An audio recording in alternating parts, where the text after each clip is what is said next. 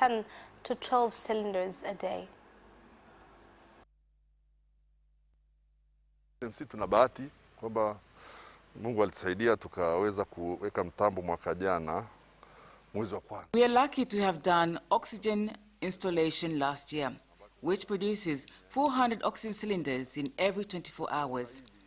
We thought that the capacity was sufficient because we used to use 50 cylinders per day. By March last year, during the first wave, the oxygen factory managed to continue producing enough cylinders. But right now, the factory is struggling to meet the demand, which are more than 400 cylinders per day. Meanwhile, Kilimanjaro Region Commissioner Stephen Kagaigai has directed the police force in the region to ensure unnecessary gatherings are not held and urge citizens to adhere to COVID-19 prevention guidelines.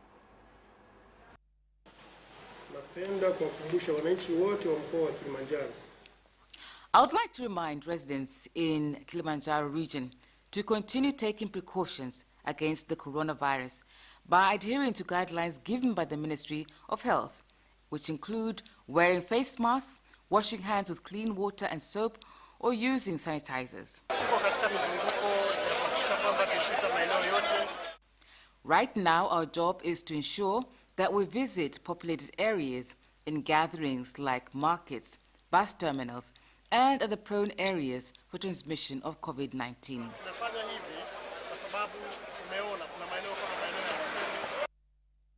The third witness from the Republic in the armed robbery case facing the former District Commissioner of Hai in Kilimanjaro region, Lengai Ole Sabaya, has testified in the resident magistrate court in Arusha. Here's more on the report. The witness, Ramadhani Rashidi, a small trader at Kiombero area in Arusha, told the court that on 9th February, he had gone to Shahidi store to buy various items for his customers. But when he got there, he came across an unusual situation. He said after entering the shop, he was surrounded by people who were ordered to slap him around the ears, after which they searched his pockets and took a phone and 35,000 shillings, as well as a list of things he had wanted to buy in the shop. The witness said that while lying down, he heard the leader of the group questioning the shop assistant why they were not issuing receipts when they were doing the business of foreign exchange, after which they were ordered to get out of the shop. But when he remembered he had left his phone inside the shop, he returned only to be given another beating before he was told to leave the area. The third witness then identified the leader of the group out of 3 people present in the court. The fourth witness said Hajreen, who is a relative of the shop owner, Mohammed Saad, will appear in court to testify on Monday, July 26th. A fire whose cause is yet to be established has destroyed some rooms at Rungwe Hotel, located along Livingstone and Narongombe streets near Kwamtoro Mosque, Kariakoo, Dar es Salaam. Katika store hiyo ambayo iko katika floor ya 6 imeteketea kwa moto, lakini pia mlango wa chumba 107 105 kama sikosei pia umeteketea. Kwa hiyo madhara ni kwa upande huo wa store na hicho chumba ambacho kimeathirika na upande wa kodo. Kwa upande wa madhara kwa binadamu walikuwepo watu ambao wako ndani ya hoteli hiyo hapo. Sasa katika floor ya 5, 6 na floor za juu ambao jengo hili na floor 11. Tulifanikiwa kama kikosi cha jeshi la zimamoto na uokoaji kuingia ndani na kuwaokoa. Prime Minister Kassim Majaliwa has said that the 6th phase government under the leadership of President Samia Suluhu Hassan is determined to eliminate the problem of lack of safe and clean water in all villages in the country. Prime Minister Kassim Majaliwa made the statement when addressing residents of Mparo, Mtimbo, Mawachikoko, Chinokole and Kilimahewa villages in Ruangwa district, Lindi region. Mheshimiwa Rais Samia Suluhu Hassan. Her Excellent President Samia Suluhu Hassan has officially announced her plan of taking water in every village of this country. Funds have been released for construction of water pipes from Danda to Ruangwa. Kazi hiyo imeanza. Minister of Energy Dr. Medad Kalemani has directed managers from Tanzania Electric Supply Company TANESCO in cooperation with leaders of village governments to arrest and take legal action against those found to set fire on electricity poles placed on farmland. The directive follows a frequent incident of sabotage on electricity poles in Chato District, Geita region.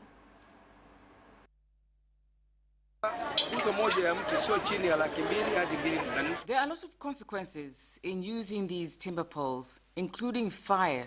Whenever a pole or poles have burnt, TANESCO incurs huge losses from having to fix the problem. The burden is not only faced by the company, even citizens experience unnecessary disturbances. I call on people to give information immediately whenever they come across such problems.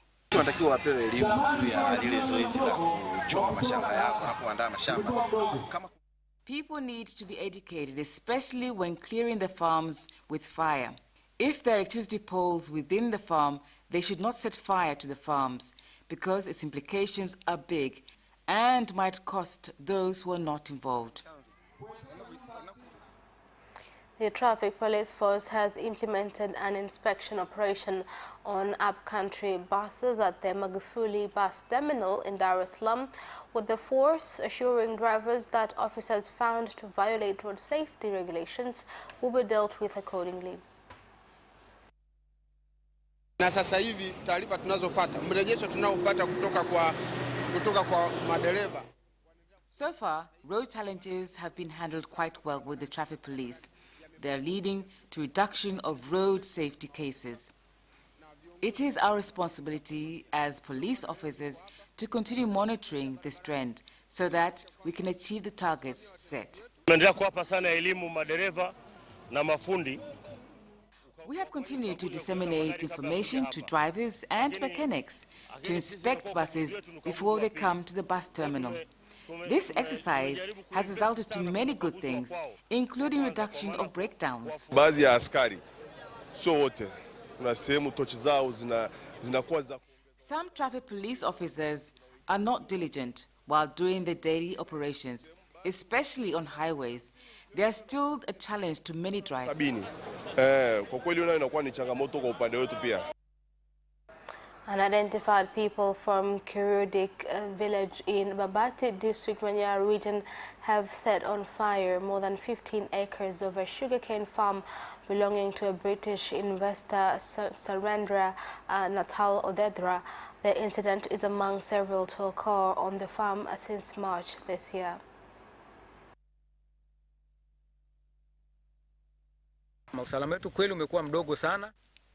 Safety is jeopardized by some of the leaders because they know once a farm is blazed, they take the crops. Recently, they burnt Mukesh's farm and divided the crops amongst themselves. Therefore, I am calling on the government to intervene in this matter so that farmers remain at ease. I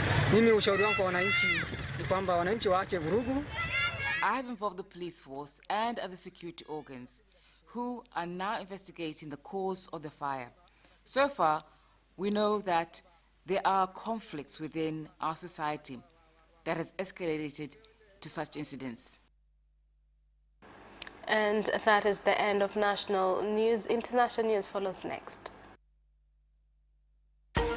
Are you ready for some great news? I'm Christine Mundwa. And I am Eddie Micah Jr. with the brand new DW News Africa, The show that tackles the issues shaping the continent. now with more time to offer an in-depth look at all the trends that matter to you. What's making the headlines and what's behind them? We're on the streets to give you in-depth reports and insights. DW News Africa.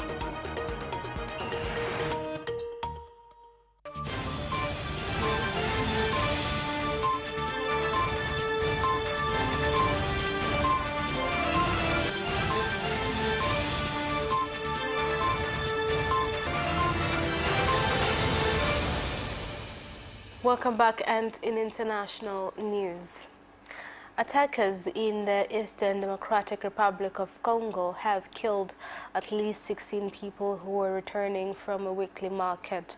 The ambush on Thursday evening occurred on a highway between the towns of Maimoya and Chanichani, some 40 kilometers from Beni in North Kivu province.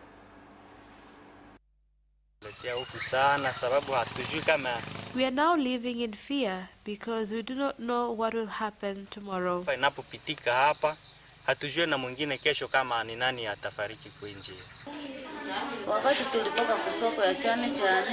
While heading home from the market, we heard gunshots. Everybody lied down and found ways to rescue their lives, where some of our fellows died on the spot.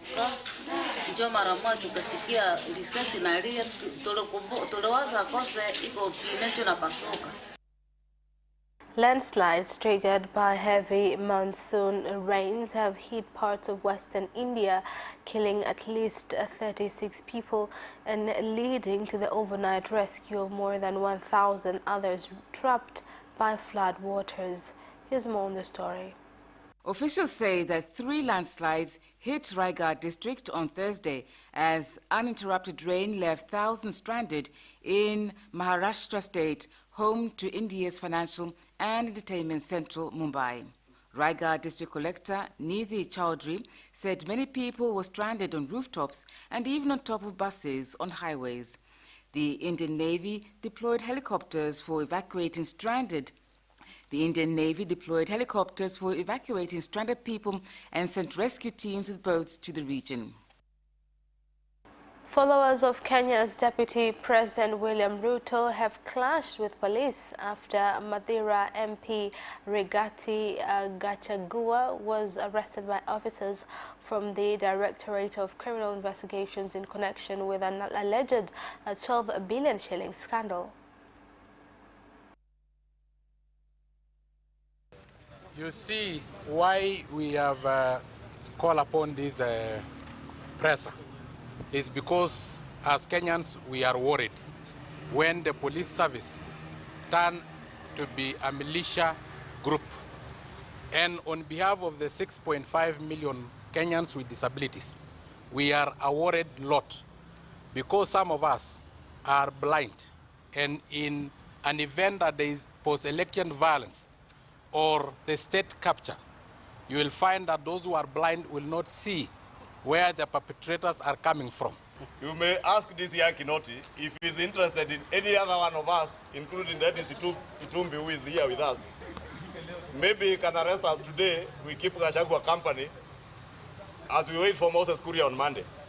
I am also aware that yesterday they asked their officers to review video clips of all my public utterances looking for a charge on incitement. If they want me to say anything inciting, they can get me a rally somewhere over this weekend and they may have reason to arrest me. Because I am told they have not found anything else. They are looking for incitement. But we shall not be cowed. I think that is the long and short of it. Meanwhile, President Uhuru Kenyatta of Kenya has called for intensification in the fight against malaria and other diseases ravaging Africa, even as the continent tackles COVID-19. President Kenyatta made the statement at Kenya Medical Research Institute's Welcome Trust Station in Kilifi County, where he unveiled the first locally manufactured malaria rapid diagnostic kit developed by the institute. Tunataka kusema ya kwamba tunataka kupambana na jangwa hili. We want to eradicate malaria in places where they are still affected by the disease. There is no need for children and pregnant women to continue sleeping under nets because we have destroyed all reproduction areas of mosquitoes by using high technology plants that we have installed. Pahali ambapo hapo mbeleni hatungefika.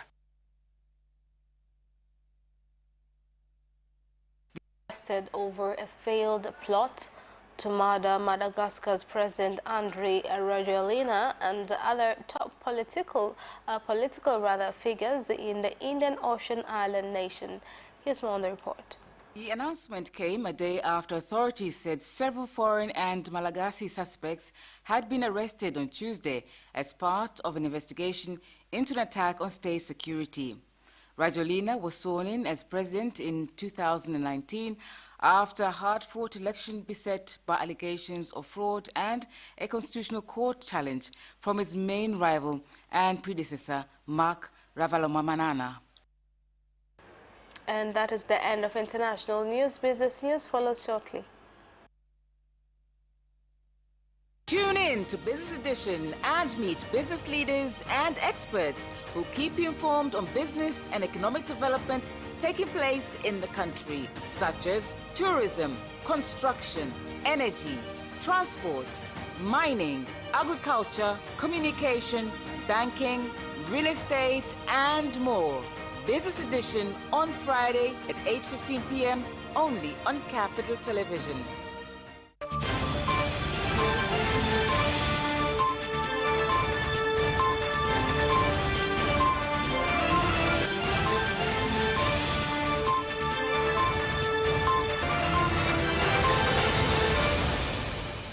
Welcome back, and in business news tonight. Council of Ministers of Transport from member countries of the Central Corridor have launched a 5-year strategic plan which aims to improve infrastructure in the transport sector in order to increase economic growth in the countries. Tumepanga miradi ambayo wezeshi ambayo itakuwa katika usafiri kwa njia ya reli, njia ya barabara na njia ya maji kwenda katika nchi hizo. Miradi hiyo kwa Tanzania tunaifahamu ni mradi ya reli yetu ya kati ya standard gauge, miradi ya barabara ya kuunganisha Rwanda, Burundi na Uganda, lakini vile vile miradi ya meli zetu katika ziwa Victoria na meli katika ziwa Tanganyika.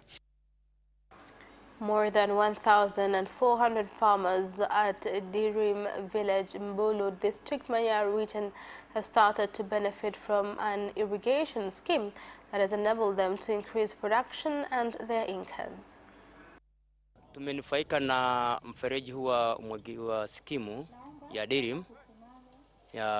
Tumenufaika kutokana na mashamba yaliyoongezeka. Cha kwanza ni kuongezeka kwa mashamba.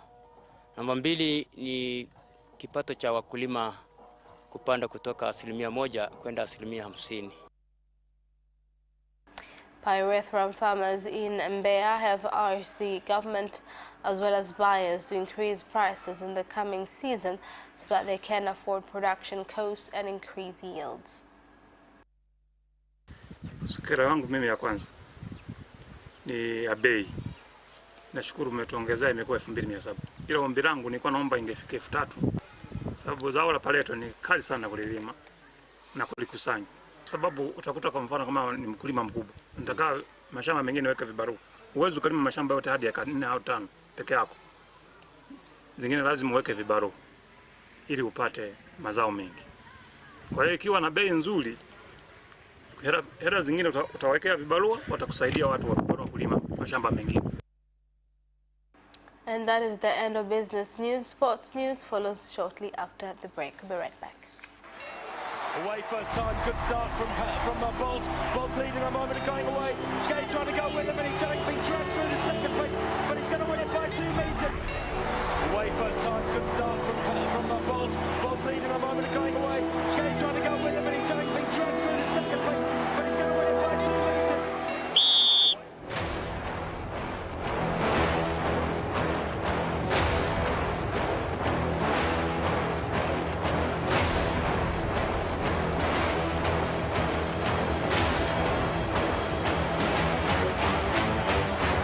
Opposition, Joaquinho, he did lose to Lynn.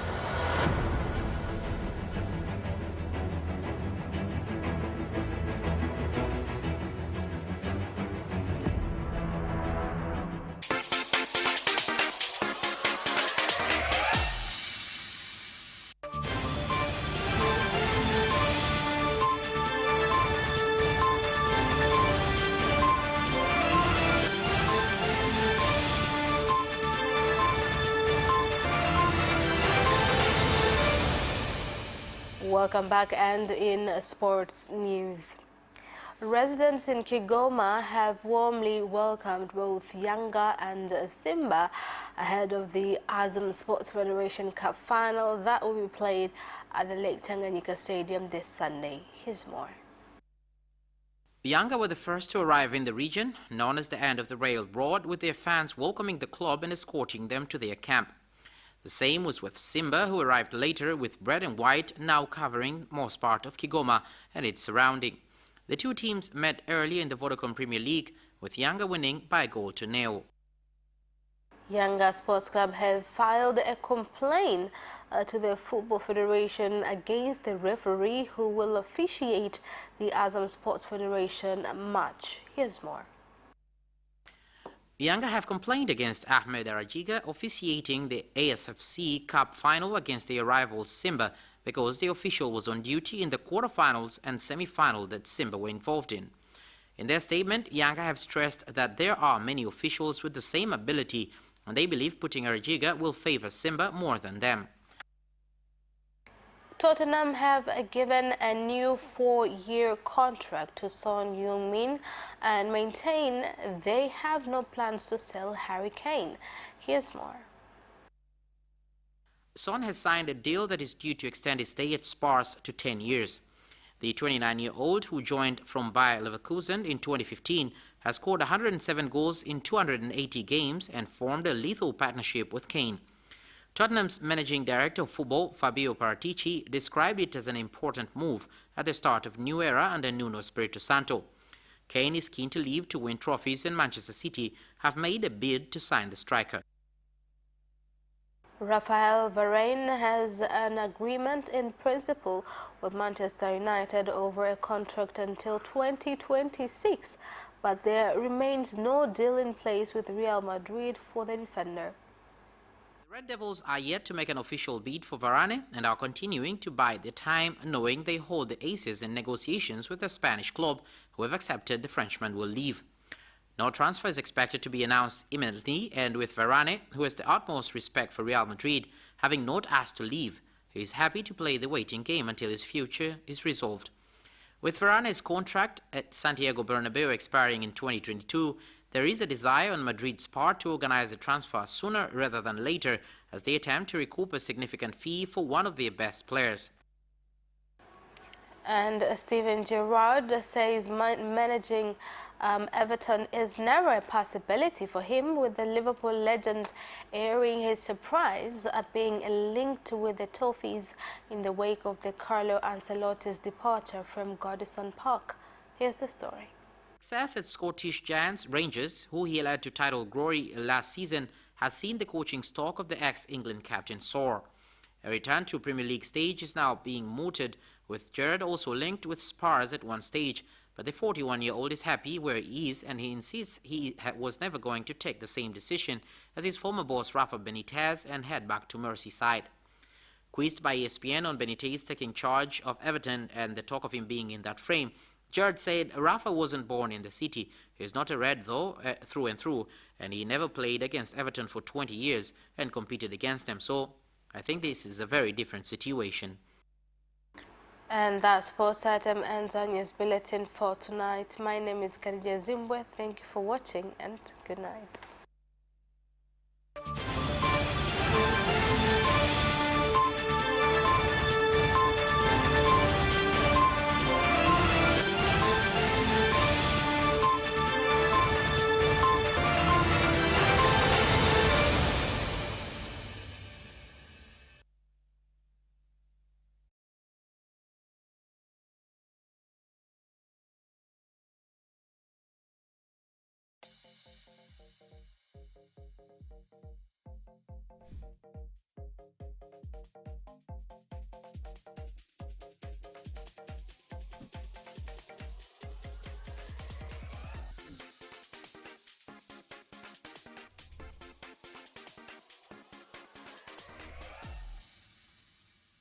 You can watch Capital News live on our social media accounts, YouTube Capital TV and